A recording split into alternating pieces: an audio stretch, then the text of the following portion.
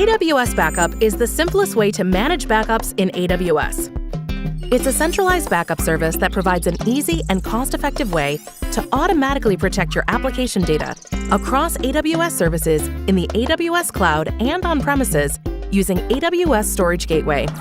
AWS Backup provides a central console where you can manage the backups of all the AWS resources your application relies on, such as EBS volumes, RDS databases, EFS file systems, and more. You can configure and audit the AWS resources you want backed up, automate backup scheduling, set retention policies, and monitor all recent backup and restore activity.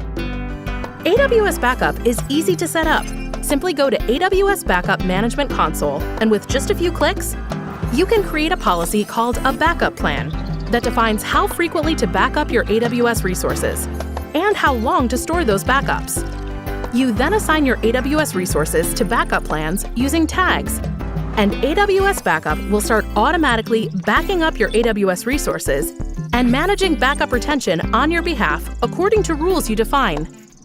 AWS Backup streamlines business and regulatory backup compliance by providing a single centralized backup console, set of APIs, and CLI to manage and audit all your backups in AWS.